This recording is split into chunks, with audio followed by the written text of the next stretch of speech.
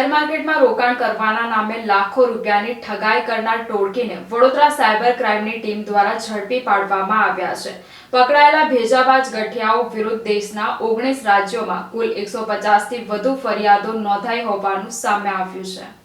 શેરબજારમાં રોકાણ કરીને ખૂબ જ ઝડપી નફો આપવાની લાલચમાં અનેક ગઠિયાઓ ઓનલાઈન માધ્યમથી રોકાણકારોનો સંપર્ક કરે છે, જે રોકાણકારોને શરૂઆતમાં તો સારું એવું રિટર્ન બતાવીને વધુ પડતું રોકાણ મેળવીને ગઠિયાઓ ઠગાઈ કરીને પલાયન થઈ જતા હોય છે। એવો જ એક કિસ્સો વડોદરામાં સાયબર ક્રાઇમ બ્રાન્ચમાં નોંધાવેલી ફરિયાદમાં જાણવા મળ્યો છે।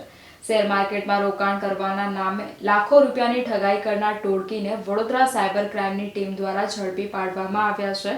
પકડાયેલા ભેજાબાજ ગઠિયાઓ વિરુદ્ધ દેશના 19 રાજ્યોમાં કુલ 150થી વધુ ફરિયાદો નોંધાઈ હોવાનું પણ સામે આવ્યું છે। વડોદરા સાયબર ક્રાઇમની ટીમે તપાસ દરમિયાન શહેરના વાડી વિસ્તારમાં રહેતા અહેમદ રઝા દરોગા તેમજ અબ્દુલ રહેમાન શેખની ધરપકડ કરી હતી। બંને આરોપીઓ શેર માર્કેટમાં સ્કેમમાં રોકાણકારો તરફથી આવતા નાણાકીય વ્યવહારોને બેંક એકાઉન્ટમાં ટ્રાન્સફર કરવા માટે ડમી બેંક એકાઉન્ટ ખોલવાની કામગીરી કરતા હતા। સિમ કાર્ડ સહિત બેંક એકાઉન્ટ ઓપન કર્યા બાદ તમામ કીટ શેર માર્કેટના સ્કેમ કરતી ટોળકીને સપ્લાય કરી દેવામાં આવતી હતી। પોલીસ તપાસમાં બહાર આવ્યું હતું કે પકડાયેલા બંને ગઠિયાઓએ ખોલાવેલા બેંક એકાઉન્ટમાં 7 કરોડથી વધુની લેવડ દેવડ થયેલી છે, જ્યારે વડોદરાના આ બંને આરોપીઓએ ખોલાવેલા બેંક એકાઉન્ટની નાણાકીય લેવડ દેવડ સામે દેશના 19 રાજ્યોમાં 150થી વધુ ફરિયાદો નોંધાયેલી છે। વડોદરા સાયબર ક્રાઇમ બ્રાન્ચ દ્વારા નાણાકીય કૌભાંડમાં સંડોવાયેલા વધુ આરોપીઓની શોધખોળ શરૂ કરી છે।